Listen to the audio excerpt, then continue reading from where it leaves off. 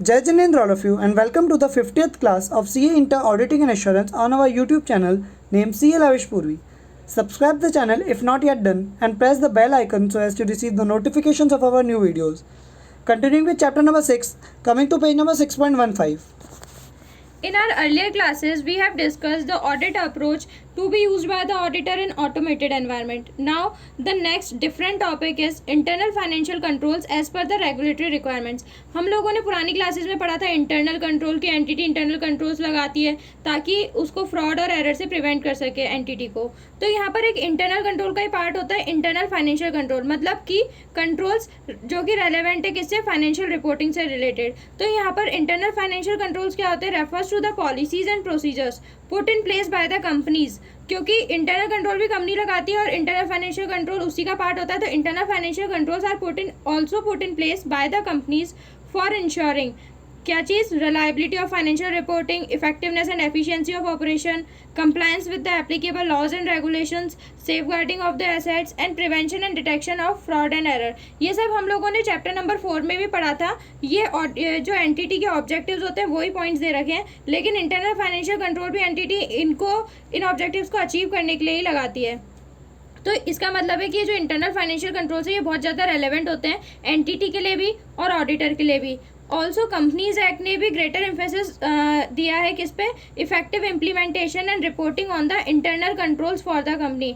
यहाँ पर केवल इंटरनल कंट्रोल्स की बात हुई क्योंकि कंपनीज एक्ट में भी एम्फेसिस दिया गया है इंटरनल कंट्रोल्स के इफेक्टिव इम्प्लीमेंटेशन और साथ के साथ उसकी रिपोर्टिंग पे. और ये एम्फेसिस किन सेक्शंस में दिया गया है, section 134 sub section 5 sub clause ई. उसमें रेस्पॉन्सिबल कौन होगा, बोर्ड ऑफ डायरेक्टर होगा इंटरनल कंट्रोल्स के लिए, और ये चीज़ एप्लीकेबल है सारी लिस्टेड कंपनीज के लिए.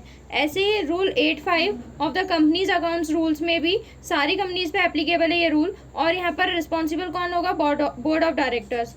उसके बाद सेक्शन 149(8) और शेड्यूल 4 में भी रेफरेंस दिया गया है इंटरनल कंट्रोल्स की रिपोर्टिंग और उसका इम्प्लीमेंटेशन का.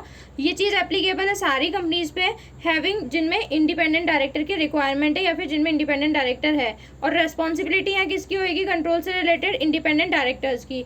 ऐसे ही सेक्शन 177 ऑडिट कमेटी का होता है. तो यहाँ पर किस कंपनीज पे एप्लीकेबल होगा ये, जहाँ कंपनीज में ऑडिट कमेटी की रिक्वायरमेंट है या जहाँ पर ऑडिट कमेटी एस्टेब्लिश्ड है, और यहाँ पर रिस्पॉन्सिबिलिटी भी फिर किस पे आएगी, ऑडिट कमेटी पे. ऐसे ही सेक्शन 143(3) सब क्लॉज आई, ये हम लोगों ने पुरानी क्लास में भी देखा था दूसरे चैप्टर में. तो यहाँ पर 143(3) में ये चीज़ सारी कंपनीज पे एप्लीकेबल है क्योंकि सारी कंपनीज को ऑडिट करवानी पड़ती है. तो यहाँ पर रिस्पॉन्सिबिलिटी किसकी आ रही है, स्टेट ऑडिटर की. तो ये तो हम लोगों ने देखा कि कंपनीज एक्ट में कहाँ का रिक्वायरमेंट्स है इंटरनल कंट्रोल से रिलेटेड. अब हम लोग तो ऊपर क्या पढ़ रहे हैं, इंटरनल फाइनेंशियल कंट्रोल्स. तो ये जो इंटरनल फाइनेंशियल कंट्रोल्स है ये आया था from 1 April 2014 onwards for all the companies. अब यहाँ पर ये तो हम लोगों ने पढ़ा नॉर्मल कंपनीज से रिलेटेड. अब ऑडिटर का क्या इसमें रोल आएगा, तो auditor opinion on internal financial control is applicable from the financial year 2015-16, मतलब कि 1 अप्रैल 2015 से ऑडिटर के opinion on the internal financial control की रिक्वायरमेंट आई, जहाँ पर स्टेट ऑडिटर को along with their opinion on financial statements, क्योंकि स्टेटरी ऑडिटर किसकी ऑडिट करता है, फाइनेंशियल स्टेटमेंट्स की, उसको साथ के साथ ही इंडिपेंडेंट ओपिनियन देना पड़ेगा किस पे, design and operating effectiveness of internal financial controls over financial reporting. केवल यहाँ पर इंटरनल फाइनेंशियल कंट्रोल्स की ही रिपोर्टिंग करनी है. ऊपर जो कंपनीज एक्ट में फोकस करा गया था वो पूरे इंटरनल कंट्रोल्स पे किया गया था, लेकिन ऑडिटर की रिस्पॉन्सिबिलिटी कहाँ तक रिस्ट्रिक्टेड है, internal financial controls over financial reporting of the company as at balance sheet date पे. तो ये आपके लिए इंपॉर्टेंट नोट है. उसके बाद हम लोगों ने ऊपर देखा था कि कंट्रोल्स को एंटिटी में एस्टेब्लिश इम्प्लीमेंट करना और उनको इफेक्टिवली ऑपरेट करना मैनेजमेंट की रिस्पॉन्सिबिलिटी होती है. तो डायरेक्टर एंड मैनेजमेंट की प्राइमरी रिस्पॉन्सिबिलिटी क्या होती है, implementing and maintaining an effective internal control framework. And auditor की क्या होती है, auditor are expected to evaluate, validate and report करना किस पे, design and operating effectiveness of internal financial controls. Management को तो सारे इंटरनल कंट्रोल्स को ही डिज़ाइन, इम्प्लीमेंट और मेंटेन करना होता है, लेकिन ऑडिटर का कहाँ तक रिस्ट्रिक्टेड होता है, restricted to internal financial controls पे. तो अब इंटरनल इस चीज़ के लिए ऐसे तो कहीं कुछ लिखा गया नहीं है कि इंटरनल ऑडिटर कैसे करेगा इंटरनल फाइनेंशियल कंट्रोल्स को इवेल्युएट. तो इंस्टीट्यूट ने गाइडेंस नोट इशू करा है on audit of internal financial control over financial reporting, जिसमें कि उसने फ्रेमवर्क प्रोवाइड करा है जो कि ऑडिटर को फॉलो करना पड़ेगा जब वो इंटरनल फाइनेंशियल कंट्रोल्स की ऑडिट करेगा या उनकी रिपोर्टिंग करेगा. तो ये उसी की एक समरी है कि ऑडिटर क्या अप्रोच फॉलो करेगा जब वो इंटरनल फाइनेंशियल कंट्रोल से रिलेटेड ऑडिट करेगा और उसकी रिपोर्टिंग करेगा। तो सबसे पहले ये आपके एग्ज़ाम के लिए बहुत ज़्यादा इंपॉर्टेंट है। अब यहाँ पर जो प्रोसेस दे रखा है वो वही है जो हम लोगों ने नॉर्मल पढ़ा था पुरानी क्लासेस में भी, कि नॉर्मल ऑडिट प्रोसीजर क्या होता है। सबसे पहले असेस करना रिस्क को, उसके बाद अंडरस्टैंड और इवेल्युएट करना, ये हम लोगों ने 315 में ये चीज़ें पढ़ी थी। उसके बाद टेस्ट करना ऑपरेटिंग इफेक्टिवनेस को, कंट्रोल्स की, हम लोग यहाँ कंट्रोल्स की बात कर रहे हैं। तो ये सबसे पहले असेस रिस्क असेस करेंगे किसका, कंट्रोल्स का। अंडरस्टैंड इवेल्युएट करेंगे किसको, कंट्रोल्स को। उसके बाद ऑपरेटिंग इफेक्टिवनेस भी किसकी टेस्ट करेंगे, कंट्रोल्स की। और उसके बाद रिपोर्टिंग करेंगे किसकी, on the internal financial controls की। तो इसके जो पॉइंट्स है वो वही हैं जो हम लोगों ने पुरानी क्लासेस में पढ़े, तो ये आपको समझ आ जाएंगे। इसमें से आपको हर एक के 3 पॉइंट्स तो मिनिमम याद होने ही चाहिए, क्योंकि यहाँ पर क्वेश्चन आएगा कंट्रोल बेस्ड ऑडिट अप्रोच को एक्सप्लेन करो, तो वहाँ पर आपको ये प्रोसीजर लिखना पड़ेगा, 4 पॉइंट्स हेडिंग, और हर एक के 2-3 पॉइंट्स लिखने पड़ेंगे। उसके बाद हम लोग आते हैं ऑडिट अप्रोच पे, मतलब ये तो अभी हम लोगों ने ऑडिट अप्रोच खत्म करा। अब उसके बाद आता है डाटा एनालिटिक्स फॉर ऑडिट पे। यहाँ पर आपका मेन पार्ट खत्म हो गया। अब दूसरा पार्ट स्टार्ट होता है कि ऑटोमेटेड एनवायरनमेंट में जब ऑडिट करेंगे तो उसके टूल्स क्या यूज़ करेगा auditor.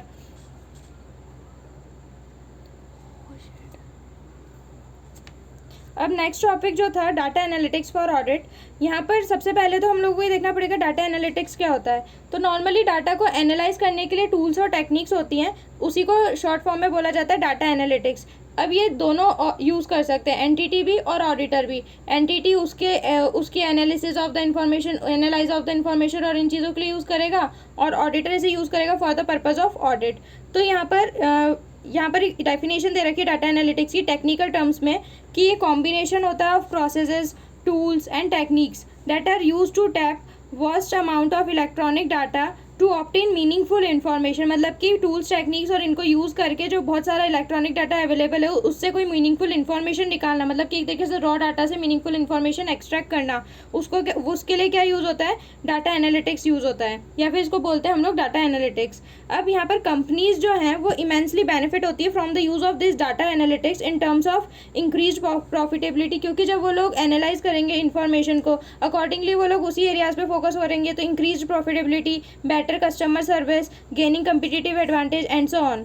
And even auditor can make use of the similar tools and techniques in the audit process, क्योंकि डाटा एनालिटिक्स तो डाटा को एनालाइज करना होता है नॉर्मल, तो ये तो कोई भी यूज़ कर सकता है, ऑडिटर भी यूज़ कर सकता है उसके ऑडिट के लिए, और उससे क्या होता है, and obtain the good results. So the tools and techniques that auditor use in applying the principle of data analytics are known as computer assisted audit techniques और कैट। हालांकि हम लोग आगे से इसे शॉर्ट में कैट बुलाएंगे, कंप्यूटर असिस्टेड ऑडिट टेक्निक्स को। तो यहाँ पर ये बोल रहा है कि जो ऑडिटर है वो इन टूल्स एंड टेक्निक्स को जो यूज़ करेगा फॉर एनालाइजिंग द डाटा, या फिर डाटा एनालिटिक्स को जो यूज़ करेगा जिन टूल्स एंड टेक्निक्स को, वो होती है कंप्यूटर असिस्टेड ऑडिट टेक्निक्स। मतलब कि ऑडिटर की लैंग्वेज में डाटा एनालिटिक्स को बोला जाता है कंप्यूटर असिस्टेड ऑडिट टेक्निक्स।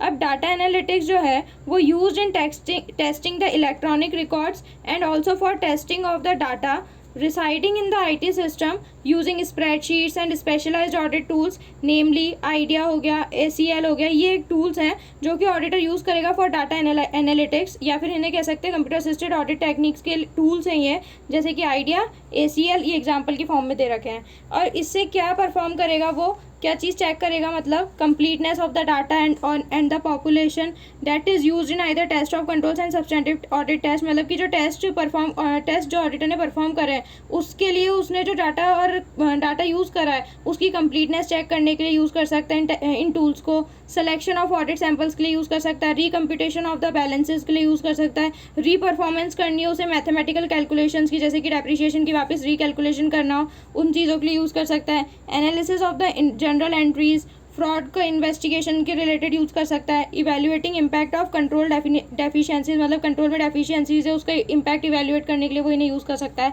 तो अब ये तो हो गया कि कहाँ कहाँ यूज़ कर सकता है, लेकिन अब इसको जो यूज़ करेगा वो इन टूल्स को, टेक्निक्स को या डाटा एनालिटिक्स को जो यूज़ करेगा उसके सेवरल स्टेप्स हैं जो कि उसे फॉलो करना पड़ेंगे to achieve the success with computer assisted audit techniques and any of the supporting tools.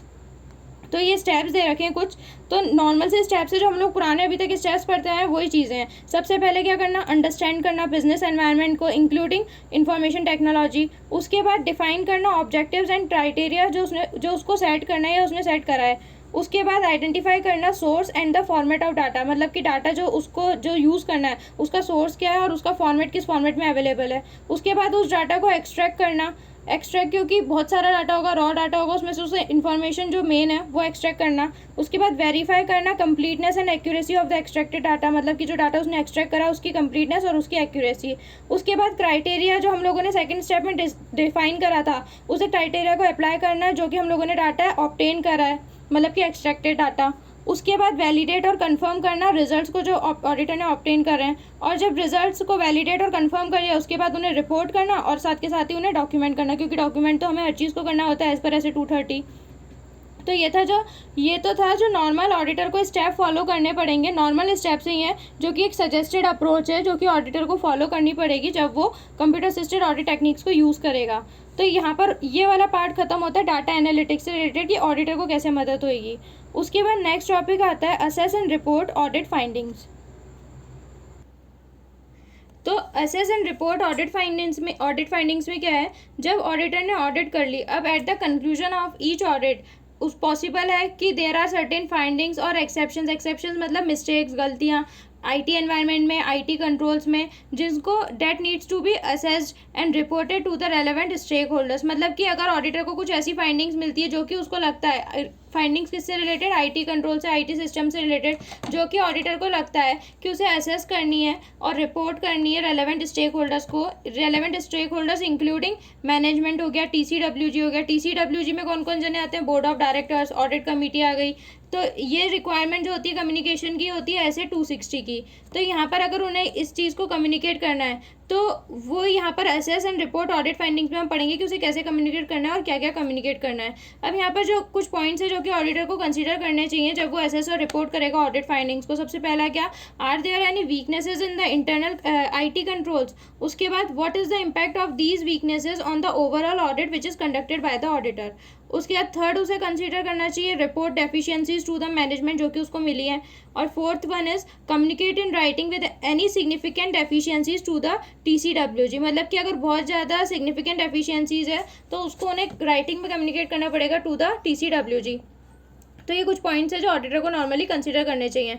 तो यहाँ पर ऑडिटर को needs to assess each finding और एक्सेप्शन, मतलब कि जो हर एक फाइंडिंग और एक्सेप्शन जो उसको मिला है उसको एसेस करना पड़ेगा।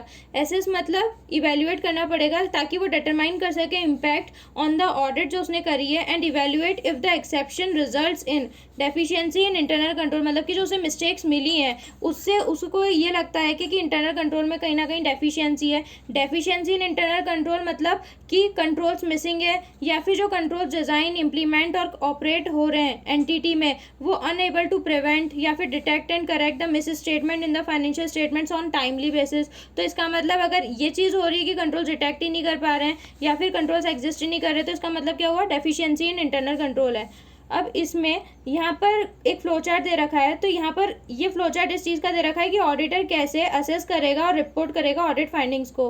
तो सबसे पहले does the findings and exceptions result in control deficiency. मतलब जो फाइंडिंग्स और गलतियाँ उसे मिली हैं उससे उसको लगता है कि कंट्रोल डेफिशिएंसी है कहीं पे। अगर यस तो फिर क्या करेगा, वो मैनेजमेंट को रिपोर्ट करेगा। मैनेजमेंट को रिपोर्ट करने के साथ साथ वो इवेल्युएट करेगा likelihood and magnitude of the deficiency की कितनी ज़्यादा डेफिशिएंसी एग्जिस्ट करती है। अगर इज इट सिग्निफिकेंट डेफिशिएंसी और मटेरियल मिसस्टेटमेंट, मतलब कि बहुत ज़्यादा सिग्निफिकेंट है वो डेफिशिएंसी, तो वो क्या करेगा, टीसीडब्ल्यूजी को कम्युनिकेट करेगा राइटिंग में। साथ के साथ ही उसका इम्पैक्ट असेस करेगा on the opinion and the audit report और फिर कंक्लूड कर देगा। लेकिन अगर लाइकलीहुड और मैग्नीट्यूड ऑफ डिफिशिएंसी के बाद वो टेस्ट भी करेगा क्या, कंपनसेटिंग कंट्रोल्स। कंपनसेटिंग कंट्रोल्स मतलब कि ऐसे कंट्रोल्स भी एग्जिस्ट कर रहे हैं कि एंटिटी में जो कि वो जो गलतियाँ मिली है या जो डेफिशिएंसी मिली है उसे कंपनसेट कर सके, ऐसे कंट्रोल्स भी एंटिटी में लगे हुए हैं क्या। अगर हाँ तो फिर उस केस में क्या करेगा, वो ऑडिट एविडेंस और एडिशनल कलेक्ट करेगा और साथ के साथ ही फिर जो कलेक्ट करें उन्हें document result of the assessment, जो उसने असेसमेंट करा फिर उसको डॉक्यूमेंट करेगा and thought process in the audit file, और जो उसने पूरी प्रोसेसिंग करी है वो सबको वो ऑडिट फाइल में डॉक्यूमेंट कर देगा और फिर कंक्लूजन दे देगा। साथ के साथ ही जब कंपनसेटिंग कंट्रोल्स टेस्ट करेगा, अगर उसे लगता है कि नहीं एंटिटी में कोई कंपनसेटिंग कंट्रोल्स नहीं है तो फिर उस केस में वो क्या करेगा, ऑडिट एविडेंस ऑब्टेन करेगा अदर मिटिगेटिंग फैक्टर्स का। अदर मिटिगेटिंग फैक्टर्स मतलब कि कंट्रोल में तो डेफिशिएंसी है, लेकिन कुछ ऐसे फैक्टर्स मिटिगेट कर रहे हैं उस डेफिशिएंसी को भी। अगर ऐसे फैक्टर्स एंटिटी में है तो उस केस में वो क्या करेगा, उनसे रिलेटेड ऑडिट एविडेंस कलेक्ट करेगा और फिर उनको भी डॉक्यूमेंट कर देगा एंड अकॉर्डिंगली अपना प्रोसेसिंग जो उसने करी उसको भी ऑडिट फाइल में डॉक्यूमेंट कर देगा और कंक्लूड कर देगा। अब यहाँ पर ना तो उसे कंपनसेटिंग कंट्रोल्स मिले ना ही उसे अदर मिटिगेटिंग फैक्टर्स मिले, तो उस केस में वो एनालाइज करेगा is there an impact on the automated controls और आईटी डिपेंडेंट कंट्रोल्स। मतलब कि जो उसे डेफिशिएंसी मिली है, कंट्रोल डेफिशिएंसी, इसका इम्पैक्ट कहीं ऑटोमेटेड कंट्रोल्स पे या आईटी डिपेंडेंट कंट्रोल्स पे तो नहीं है। तो अगर है तो उस केस में क्या करेगा, वो ऑडिट एविडेंस कलेक्ट करेगा एडिशनली कि क्या ऑटोमेटेड कंट्रोल्स और आईटी डिपेंडेंट कंट्रोल्स पे इम्पैक्ट है इसका, और फिर उसको डॉक्यूमेंट करके कंक्लूजन देगा। लेकिन लगता है उसे कि नहीं, इसका ऑटोमेटेड कंट्रोल्स और आईटी डिपेंडेंट कंट्रोल्स पे कोई इम्पैक्ट नहीं पड़ेगा, तो उस केस में क्या करेगा, वो नॉर्मल जो चीज़ उसे इतनी सारी प्रोसेसिंग के बाद जो इन्फॉर्मेशन मिली है, ऑडिट एविडेंस मिले, नॉर्मली उन्हें डॉक्यूमेंट करके कंक्लूजन दे देगा। तो यहाँ पर ये जो इवैल्यूएशन एंड असेसमेंट है ऑडिट फाइंडिंग्स का और कंट्रोल डेफिशिएंसीज का, इसमें प्रोफेशनल जजमेंट बहुत ज़्यादा इन्वॉल्व है, क्योंकि यहाँ पर सब चीज़ें ऑडिटर के जजमेंट पे डिपेंड कर रही है कि डेफिशिएंसी है नहीं है, कितनी है और कितनी नहीं है। तो that include consideration of quantitative and qualitative measures. तो इसके लिए उस ऑडिटर को quantitative and qualitative measures apply करने पड़ेंगे। अब each finding should be looked at individually and in the aggregate by combining with other findings and deficiencies. हम मतलब कि ऑडिटर केवल एक ही फाइंडिंग के बेसिस पे भी डिसीजन नहीं ले सकता, और उसको कहीं ना कहीं कॉम्बिनेशन ऑफ फाइंडिंग्स को एनालाइज करना पड़ेगा, एग्रीगेट करके देखना पड़ेगा, तभी वो कोई किसी कंक्लूजन पे पहुंच सकता है। तो ये एक इलस्ट्रेशन दे रखा है of the control deficiencies in general IT controls and how this audit finding is reported to the management. मतलब कि जनरल आईटी कंट्रोल में डेफिशिएंसी है और कैसे ऑडिटर उसे रिपोर्ट कर रहा है मैनेजमेंट को। तो ये नॉर्मल सा एग्जाम्पल है, आप इसे पढ़ सकते हैं। तो यहाँ पर अपना चैप्टर नंबर 6 कंप्लीट होता है। अब यहाँ पे इस चैप्टर के एंड में ग्लॉसरी दे रखी है। यहाँ पे बहुत सारे टर्म्स यूज्ड हैं, वैसे इतने ज़्यादा हाई मतलब डिफ़िकल्ट टर्म्स नहीं है वो लोग, लेकिन फिर भी ये इंपॉर्टेंट है आपके अटेम्प्ट के लिए, क्योंकि पूछ सकते हैं शॉर्ट नोट की तरह कि ऑटोमेटेड का मतलब क्या होता है, ऑडिट एविडेंस का मतलब क्या होता है। तो नॉर्मल चीज़ें तो आप लोग कर लेंगे रीड, ये सब रीड करने से हो जाएंगे। कुछ छोटी मोटी हैं जैसे CAATs हैं, अपन ने इसको डिस्कस ऊपर भी कर लिया था। शॉर्ट फॉर्म होती है कंप्यूटर असिस्टेड ऑडिट टेक्निक्स की, are a collection of computer based tools and techniques that are used in audit for analysing data in electronic form to obtain audit evidence. ये CAAT आपके attempt के लिए important हो सकता है।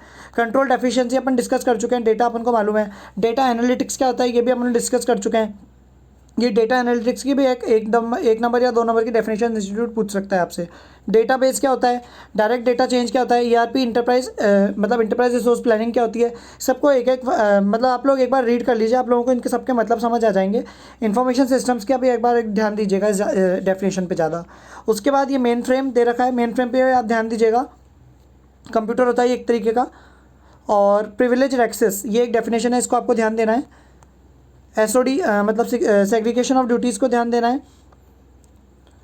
और फिर उसके बाद ये एब्रीवेशंस दे रखे हैं, ये भी आपके इंपॉर्टेंट है, क्योंकि इंस्टीट्यूट MCQ में आपसे पूछ सकता है कि इसकी फुल फॉर्म क्या होती है। फॉर एग्जांपल CIO CISO ये 2 हैं, ELC FSLA मतलब बहुत सारी ऐसी टर्म्स हैं जो आपको समझ नहीं आएंगे, या फिर आप वहाँ जाके ध्यान देंगे, मतलब पेपर में इनसे रिलेटेड और भी नाम आ सकते हैं, तो आपको इनको ध्यान देना है कि यहाँ पर भी ये शॉर्ट फॉर्म आपके MCQ में पूछी जा सकती हैं।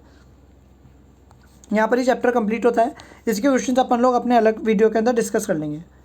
Hope you are liking these videos. Subscribe the channel if not yet done and press the bell icon so as to receive the notifications of our new videos. Share these videos with your friends too. Study hard and make your parents feel proud. Jai Jinendra.